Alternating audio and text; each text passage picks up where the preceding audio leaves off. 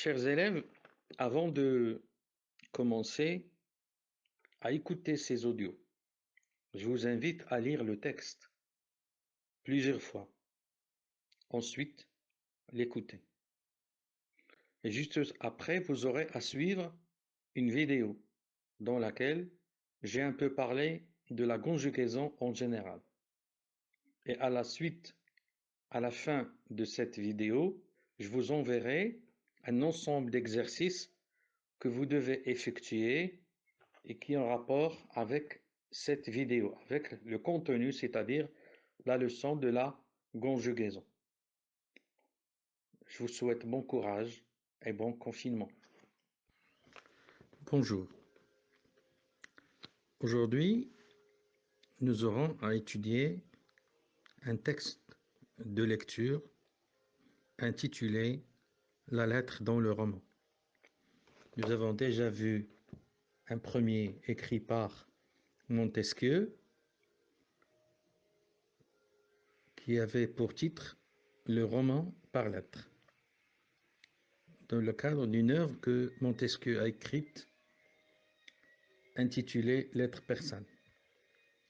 Aujourd'hui, le texte dont nous allons parler est intitulé La lettre dans le roman, écrit, donc inspiré de l'œuvre Eugénie Grandet, une œuvre, bien entendu, écrite par Honoré de Balzac. Qui est Honoré de Balzac? Eh bien, c'est un écrivain français, né le 1 mai 1799 et décédé, bien sûr né à Tours, une ville en France, et décédé à Paris en août 1850. Comme vous pouvez le constater, il est mort relativement jeune. Mais, malgré cette mort précoce, Honoré de Balzac nous a laissé un patrimoine littéraire riche, divers et multiple. Il est issu d'une famille bourgeoise. Il fut également, en plus d'écrivain, c'est une vocation qu'il avait, parce que auparavant il était voué à une carrière de notaire, selon les vœux et le désir de sa maman, mais finalement il a succombé à son amour, celui de l'écriture. Il a écrit plusieurs œuvres, et bien entendu, il fut aussi éditeur et imprimeur, qui vont lui causer une dette de 100 000 francs, ce qui va l'obliger, bien entendu, à exercer, à devenir journaliste pour pouvoir rembourser ses dettes. Or, ce qu'il faut retenir de la biographie de Honoré de Balzac, c'est un écrivain, bien entendu, qui a écrit plusieurs œuvres, parmi lesquelles Le Père Goriot, Les scènes privées d'une famille, Eugénie Grandet. À l'exemple et à l'image de Montesquieu, de Jean-Jacques Rousseau, de Voltaire, cet écrivain, lui aussi, s'est consacré à la critique de la société et à parler de ses défauts et à montrer, à mettre à nu les défauts, bien entendu, de cette société. Comme c'est le cas dans le texte que nous avons là, qui représente la lettre dans le roman. Il faut dire aussi que cette œuvre est un éponyme. Que veut dire éponyme? C'est lorsque l'auteur s'inspire de l'œuvre pour choisir son titre. Nous avons ici Eugénie Grandet qui est le titre, mais aussi c'est le nom du personnage principal. Comme fut le cas pour Jean Anouilh dans Antigone, parce qu'Antigone est un personnage, et même le personnage principal de la pièce de théâtre, comme dans La Boîte à merveilles. La Boîte à merveilles est un objet cité plusieurs fois dans l'œuvre de La Boîte à merveilles. Ceci dit, pour ce qui est de l'histoire de cette œuvre, il s'agit de Eugénie Grandet qui tombait amoureuse de Charles, son cousin. Ils se sont engagés à rester fidèles et à se retrouver après le retour de Charles, lui qui est parti refaire son capital après avoir été ruiné. Or, bon, ceci s'est déroulé 7 ans plus tôt. Ils se sont engagés, ils se sont donné rendez-vous et ils se sont promis cet amour éternel, idyllique. Sauf que 7 ans après, voilà Charles qui envoie une lettre à Eugénie Grandet dans laquelle il lui annonce malencontreusement son intention de se marier avec une autre fille. Avant d'aborder directement le texte, il y a une expression qu'il faut expliquer, qu'il faut mettre dans son contexte historique, mythologique, appartenant à l'Antiquité grecque. Il s'agit du mot chimère. La chimère dans la mythologie grecque est un monstre fantastique, crachant le feu, qui réunit les attributs de 3 animaux, le lion, la chèvre et le serpent. Dans l'Antiquité grecque, nous avons Bellérophon, fils de Poséidon, reçu pour mission de la tuer, car elle ravageait la Lycie. Il y réussit avec l'aide du cheval ailé appelé Pégase. Il faut revenir à des références, bien entendu, de cette époque-là pour mieux comprendre le contexte dans lequel est cité le mot chimère. Pour l'information, la Lycie, aujourd'hui, fait partie d'une région en Turquie. Bien. Pour parler du texte essentiellement, eh bien, pour les informations techniques, nous avons le personnage qui écrit la lettre est Charles Grandet, le cousin d'Eugénie. La lettre est adressée à cette dernière. Bien entendu, Eugénie attend cette lettre depuis que son cousin est parti, 7 ans plus tôt, pour chercher fortune, après bien entendu avoir été ruiné. L'objet de la lettre, eh bien, Charles annonce à sa cousine qu'il est sur le point de se marier avec mademoiselle d'Aubrion. Bien entendu, évidemment, Eugénie ne s'attendait pas du tout à cette nouvelle, car avant le départ de Charles, ils avaient fait le serment de s'aimer toujours et de se retrouver lorsque Charles aurait rétabli sa fortune. Pour analyser le texte, il faut remarquer que la lettre figure dans le texte entre guillemets. Le lecteur prend connaissance de la lettre en même temps qu'Eugénie, dont il suit la lecture. Le lecteur est ainsi conduit, je dis bien, le lecteur est ainsi donc conduit à adopter le point de vue d'Eugénie et à éprouver ses sentiments. Eugénie note la distance que Charles établit dès le début de la lettre. Il l'appelle « ma chère cousine », par exemple, au lieu de lui dire « ma bien-aimée ». Et non Eugénie, par exemple, encore, tout court. Elle la vous voit, au lieu de la tutoyer, comme avant. Nous avons ceci à la page, ou plutôt à la ligne 14, encore à la ligne 15, 16 et 17. Nous avons encore Charles qui rappelle à Eugénie le souvenir des lieux, le petit banc de bois, la salle grise, la chambre en mansarde, ceci à la ligne 39, puis à la ligne 40, où ils ont échangé des promesses d'amour éternel, et le souvenir de la nuit, ligne 14, et où elle lui a fait don de ses économies. Aujourd'hui, Charles considère ces souvenirs comme le signe d'une amitié sacrée, ligne 45. Mais ces promesses d'amour sont incompatibles avec ses ambitions et les exigences de la vie sociale.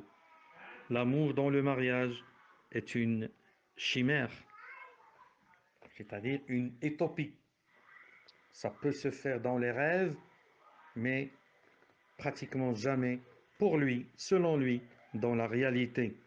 Parce que, pour lui, ambition et exigence diffèrent de promesses d'amour. Et l'on peut se poser la question sur le pourquoi de cette évocation de ces souvenirs. Certainement, pour l'attendrir, pour atténuer cette déception que va lui causer l'annonce du mariage de Charles avec une autre. Les projets de Charles sont d'épouser mademoiselle d'Aubrion, dont la position sociale sert ses intérêts. Vous avez cette confirmation dans les lignes 52 et 53. Elle apporte en dot son nom, un titre, la place de gentilhomme honoraire de la chambre de Sa Majesté et une position des plus brillantes. Charles considère ainsi le mariage comme un moyen de parvenir à une position sociale enviable. Seule la fortune et la réussite comptent pour lui. Charles souscrit aux idées communes en matière de mariage dans la société de son temps. Il faut obéir à toutes les lois sociales et réunir toutes les convenances voulues par le monde en se mariant. Lignes 48 et 49. Il veut assurer ainsi l'avenir de ses enfants. J'assure à mes enfants une situation sociale dont un jour les avantages seront incalculables. Lignes 55 et 56. Charles veut donner le sentiment qu'il se sacrifie. Il prétend ne pas aimer sa future épouse. Je n'aime pas le moins du monde mademoiselle d'Aubrion. Lignes 54 et 55. Et dit ce qu'il lui en coûte de se soumettre à la loi du monde. En réalité, Charles apparaît comme un être conformiste, intéressé et qui a soif de pouvoir, comme en témoigne l'emploi aux lignes 46 à 56 des expressions suivantes. Alliance qui satisfait à toutes les idées que je me suis formé sur le mariage, loi sociale, convenance, titre, place de gentilhomme, position des plus brillantes, situation sociale, ainsi que le lexique de l'argent, 80 000 livres de rente, fortune, héritière, avantages incalculables. Charles prétend ne pas vouloir tromper Eugénie, ni trahir son amitié. Lignes 45 et 46. En réalité, c'est bien une trahison qu'il s'adonne. Eugénie est au désespoir et souffre, mais il ne montre aucune révolte et reste accablé par cet abandon. La métaphore du naufrage illustre le fait que la lettre de Charles ne laisse aucun espoir à Eugénie. Rien ne subsiste de ses projets. Le recours à la lettre donne la parole à Charles, dont la trahison et l'hypocrisie apparaissent ouvertement, sans l'intervention du narrateur. Il permet de montrer en même temps la réaction d'Eugénie au moment où elle prend connaissance de la lettre. Le recours à la lettre permet de dévoiler la lâcheté de Charles, qui a préféré ce moyen pour annoncer la rupture, plutôt que de venir l'annoncer de vive voix à Eugénie. La lettre montre ainsi que Charles a prévu la réaction d'Eugénie et qu'il n'a pas voulu affronter son désespoir. Le narrateur utilise des présents de vérité générale pour montrer que la situation d'Eugénie n'est pas exceptionnelle. C'est celle de nombreuses femmes vont, tuent, s'enfuient et imposent, baissent, souffrent, vont et meurent. Eugénie est représentative de toute une catégorie de femmes, celles qui ne luttent pas et se résignent. Le narrateur établit une certaine distance avec l'histoire d'Eugénie en soulignant son exemplarité. Son commentaire souligne la grandeur d'Eugénie, l'amour des anges, ligne 74, dont les sentiments sont d'autant plus nobles que dans ces circonstances que ceux de Charles sont vils. Dans un roman, une lettre a deux destinataires, le personnage auquel elle est adressée et le lecteur. Il s'agit d'un système de double énonciation, analogue à celui qui caractérise le texte théâtral. Bien. Or, ce qu'il faut retenir de la biographie de Honoré de Balzac, c'est un écrivain, bien entendu, qui a écrit plusieurs œuvres, parmi lesquelles Le Père Goriot, les scènes privées d'une famille, Eugénie Grandet, à l'exemple et à l'image de Montesquieu, de Jean-Jacques Rousseau, de Voltaire. Cet écrivain, lui aussi, s'est consacré à la critique de la société et à parler de ses défauts et à montrer, à mettre à nu les défauts, bien entendu, de cette société. Comme c'est le cas dans le texte que nous avons là, qui représente la lettre dans le roman. Il faut dire aussi que cette œuvre est un éponyme. Que veut dire éponyme? C'est lorsque l'auteur s'inspire de l'œuvre pour choisir son titre. Nous avons ici Eugénie Grandet qui est le titre, mais aussi c'est le nom du personnage principal. Comme fut le cas pour Jean Anouilh dans Antigone, parce qu'Antigone est un personnage, et même le personnage principal de la pièce de théâtre, comme dans La Boîte à merveilles. La Boîte à merveilles est un objet cité plusieurs fois dans l'œuvre de La Boîte à merveilles. Ceci dit. Pour ce qui est de l'histoire de cette œuvre, il s'agit de Eugénie Grandet qui tombait amoureuse de Charles, son cousin. Ils se sont engagés à rester fidèles et à se retrouver après le retour de Charles, lui qui est parti refaire son capital après avoir été ruiné. Or, bon, ceci s'est déroulé 7 ans plus tôt. Ils se sont engagés, ils se sont donné rendez-vous et ils se sont promis cet amour éternel, idyllique. Sauf que 7 ans après, voilà Charles qui envoie une lettre à Eugénie Grandet dans laquelle il lui annonce malencontreusement son intention de se marier avec une autre fille. Pour ce qui est des exercices que vous devez effectuer pour, juste après avoir visualisé la vidéo,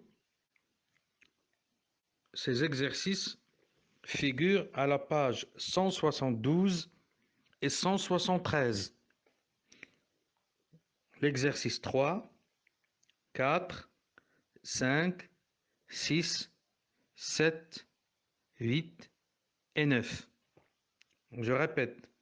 3, 4, 5, 6, 7, 8, 9 et 10. Pour ce qui est des exercices que vous devez effectuer pour, ou juste après avoir visualisé la vidéo, ces exercices figurent à la page 172 et 173. L'exercice 3, 4, 5, 6, 7, 8 et 9. Je répète. 3, 4, 5, 6, 7, 8, 9 et 10.